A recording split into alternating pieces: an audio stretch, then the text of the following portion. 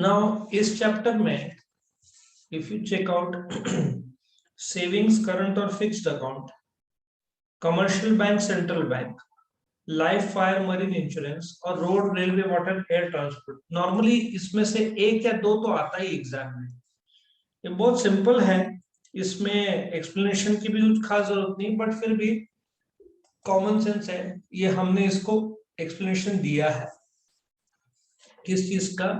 Road, rail, water, air transport में क्या फर्क है, कॉमन सेंस भी है, स्कूल में भी शायद तुमको रहा होगा, तो इसके बारे में हम चर्चा करेंगे। एग्जाम में कोई भी दो डिस्टिंग्विश भी आ सकता है, और वैसे फीचर्स तो सिलेबस में नहीं है, मेरिट्स लिमिटेशन है, फिर भी इंट्रोडक्टरी तुमको लिखने में आसानी होगा। सो तुम्हारे सामने एक लिस्ट लेकर हम आए हैं, बहुत आसान है, इसमें कुछ खास अलग से रट्टा मारने की जरूरत भी नहीं है, आराम से हो जाएगा ये चारों का डिस्टिंग्विश। अपने नोट से तुम कर सकते हो, तुम्हारा अच्छा हो जाएगा। मीनिंग, सो रोड ट्रांसपोर्ट क्या है? Is a means of transport which helps transport on the ground. So मैदान में जो गुड्स चलता है उसको रोड ट्रांसपोर्ट बोलेंगे। So road transport I hope समझ में आया। जो मीन्स ऑफ ट्रांसपोर्ट है ऑन द ग्राउंड जो होता है, वैसे तो रेलवे भी ऑन द ग्राउंड है, movement of goods and people through use of railway lines and train, correct. So एक ट्रेन करीबन 50 से 80 करोड़ रुपए की आती है, एक बोगी 2 करोड़ रुपए का होता है। पहले हम बनाते नहीं थे, अभी हम खुद बनाते हैं और एक्सपोर्ट भी करते हैं, ऑस्ट्रेलिया को, बांग्लादेश को, श्रीलंका को, अभी हम खुद जो उसके कंपार्टमेंट से वो हम एक्सपोर्ट भी कर रहे हैं। Water transport, movement of goods and people, जो मीनिंग है वाटर ट्रांसपोर्ट का, it is a movement of goods and people from one place to another using water as a medium, जहां पे ships, boats, steamers etcetera use होता है। और बहुत बड़ा मोड ऑफ ट्रांसपोर्ट है, क्योंकि फॉरेन में जैसे कि तुमको मुंबई का जेएनपीटी पोर्ट है से न्यूयॉर्क में गुड्स भेजना है, तो 2 लाख रुपए का तो सिर्फ कंटेनर कॉस्ट होगा, और वही एरोप्लेन में जाओगे तो करीबन 12 से 14 लाख रुपए लग जाएगा, तो परवड़ता नहीं, बहुत महंगा पड़ता है एयर में, तो इसलिए वाटर ट्रांसपोर्ट यूज किया जाता है। मानते हैं वाटर ट्रांसपोर्ट टाइम लेता है, जैसे यहाँ से अमेरिका पहुंचना है तो 26 दिन लगेगा, शिप में डायरेक्ट गया तो, रुक रुक के गया तो करीबन 55 दिन लगेगा, लेकिन फिर भी एयर से करीबन 5 से 6 गुना सस्ता है। नेक्स्ट इज एयर ट्रांसपोर्ट, सब जगह गुड्स और पीपल को ट्रांसफर किया जा रहा है बाय मींस ऑफ एयर, ठीक है, एज अ ट्रांसपोर्टेशन, करेक्ट। सो ये तुम्हारा एयर ट्रांसपोर्ट के बारे में था। नेक्स्ट, ओनरशिप और मैनेजमेंट। रोड ट्रांसपोर्ट में प्राइवेट सेक्टर भी है, और देखा जाए तो जो ट्रक से सब जाते हैं ये तो गवर्नमेंट का है ही नहीं, तो प्राइवेट सेक्टर का है। Railway transport 100% owned by the government of India है, रेलवेज जिसमें मिनिस्ट्री ऑफ रेलवेज है। हालांकि अभी अभी प्राइवेटाइज का बात करना शुरू हो गया है कि ये रूट प्राइवेट लोग चलाएंगे, ऐसे डिस्कशन शुरू हो गए गवर्नमेंट के, शायद हो भी जाएगा। वाटर ट्रांसपोर्ट में प्राइवेट सेक्टर भी है, गवर्नमेंट भी है। एयर ट्रांसपोर्ट में प्राइवेट सेक्टर भी है, गवर्नमेंट से भी है, जैसे कि air India fully owned by the government of India है, लॉस मेकिंग है, लेकिन इंडिगो, गो एयरवेज, एयर एशिया, विस्टारा, अभी एक और खुलने वाला है, राकेश झुनझुनवाला, सुना है शेयर मार्केट में जो है टॉप में, आकाशा करके वो लॉन्च करने वाला, आकाशा करके एक लो बजट एयरलाइन लॉन्च करने की बात हो रही है। Let's see.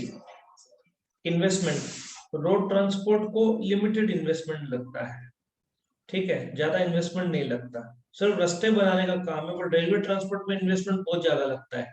रास्ते पहले क्लियर करो, फिर रेलवे ट्रैक्स लगाओ, रेलवे स्टेशन बनाओ, करोड़ों अरबों का इन्वेस्टमेंट है। सो पहला ट्रेन आई थिंक 1853 बॉम्बे में रन हुआ था। वैसे तो प्लान उनका कलकत्ता में था, लेकिन उन्होंने बॉम्बे से शुरू किया। वो तो बस ब्रिटिशर्स का काम था गुड्स एक जगह से दूसरी जगह पे लेके जाने का। वाटर ट्रांसपोर्ट में शिप का इन्वेस्टमेंट हैवी है, बाकी नैसर्गिक रास्ते तो पानी में ही मिल जाते हैं, तुमको कुछ बनाने की जरूरत नहीं। फिर एयर ट्रांसपोर्ट काफी हैवी इन्वेस्टमेंट लगता है, जगह एयरपोर्ट बनाना सस्ता नहीं पड़ता, वो करोड़ों का इन्वेस्ट, हजारों करोड़ों का इन्वेस्टमेंट है। ठीक है। कैरिंग कैपेसिटी, रोड ट्रांसपोर्ट का कैरिंग कैपेसिटी लिमिटेड है, एक बस और ट्रक में लिमिटेड चीजें लेके जा सकते हैं। रेलवे में बोगीज रहते हैं, कंटेनर्स रहते हैं, तो कैरिंग कैपेसिटी काफी लार्ज है। वाटर ट्रांसपोर्ट में अगेन रोड ट्रांसपोर्ट से ज्यादा बोल सकते हैं, क्योंकि बड़े बड़े शिप्स रहते हैं, स्टीमर्स बोल सकते हैं। एयर ट्रांसपोर्ट में तो कैरिंग कैपेसिटी लिमिटेड है, इसमें तुम मोबाइल हैंडसेट्स, डायमंड्स, ये सब एयर ट्रांसपोर्ट का यूज किया जाता है। लेकिन पेरिशेबल गुड्स या पेरिशेबल से ज्यादा जो नॉर्मल इंडस्ट्रियल गुड्स है वो तो वाटर ट्रांसपोर्ट से जाता है, एयर से नहीं, बहुत महंगा पड़ता है। फ्रेट, फ्रेट मतलब भाड़ा। रोड ट्रांसपोर्ट शॉर्ट डिस्टेंस में काफी सस्ता पड़ता है फ्रेट, रेलवे लॉन्ग डिस्टेंस में सस्ता पड़ता है। वाटर ट्रांसपोर्ट में फ्रेट काफी लो है, बट एयर सबसे कॉस्टलीस्ट मोड ऑफ ट्रांसपोर्ट है भाड़े के तौर पर। स्पीड, रोड का तो स्पीड स्लो ही रहेगा, एक truck 40 to 50 kilometre per hour की रफ्तार से जाएगी तो दिन में 500 ही कवर अप होगा, पूरे दिन में 500 600 700 तक खींचते हैं ट्रक वाले। रेलवे ट्रांसपोर्ट रोड से तो फास्टर है, क्योंकि वो 60 70 80 एवरेज स्पीड रहती है, तो रेलवे रोड से ज्यादा कवर अप करता है। वाटर काफी स्लो है, वहां पे नॉटिकल माइल्स के तौर पर आई थिंक कवर अप होता है, 1 नॉटिकल माइल शायद 1.8 किलोमीटर होता है। एयर ट्रांसपोर्ट सबसे फास्टेस्ट है, वो 600-700 की किलोमीटर पर आवर की स्पीड से भागता है, 500 600 700। ठीक है। So fastest is air, slowest water, road में वाटर स्लोएस्ट बोलना चाहिए। Door to door service road transport देता है, रेलवे स्टेशन पे उतारता है, तो डोर टू डोर नहीं मिलेगा बट स्टेशन में उतारेगा। वाटरवेज डोर टू डोर देगा नहीं, वो भी पोर्ट में उतारेगा। और वापस से एयर का तो सवाल ही नहीं उठता, तो एयरपोर्ट्स में ही उतरेगा। सुटेबिलिटी, रोड ट्रांसपोर्ट जो नजदीक के लाइट और पेरिशेबल आर्टिकल्स है वहां पे यूज होता है, रेलवे तो सब प्रकार के गुड्स में यूज किया जा सकता है। और वाटर ट्रांसपोर्ट बल्कि गुड्स में यूज होता है। और जो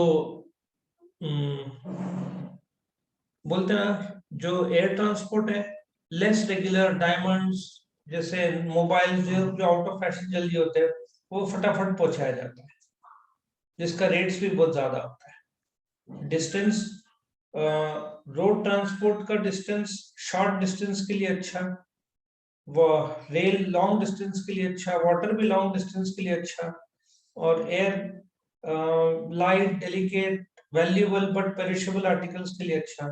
risky, road transport less safer and easily gets, less risky है,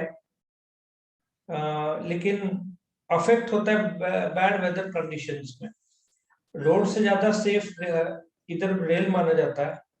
वाटर ट्रांसपोर्ट तो रिस्की रहता ही है, मानते एयर ट्रांसपोर्ट इज रिस्की, लेकिन तुम पिछले 1 साल से देखोगे तो एयर ट्रांसपोर्ट पे अभी कुछ दिन पहले हेलीकॉप्टर इंडिया का गवर्नमेंट का क्रैश हुआ, लेकिन काफी हद तक एयर ट्रांसपोर्ट सेफ भी रहता है।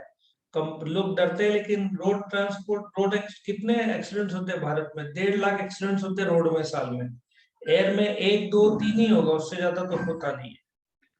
सो ऐसे 10 पॉइंट्स है तुमको याद रखने के लिए, एक मैंने स्टोरी बनाया है, वो तुम यूज कर सकते हो।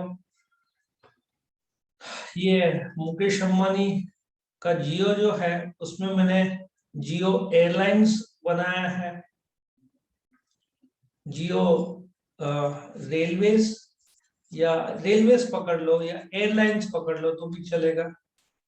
सो पॉइंट नंबर 1, मीनिंग तो स्टैंडर्ड है। तो मुकेश अंबानी जो ओनर है जियो रेलवेज, तो ये लोग, मुकेश अंबानी मालिक है जियो रेलवेज का।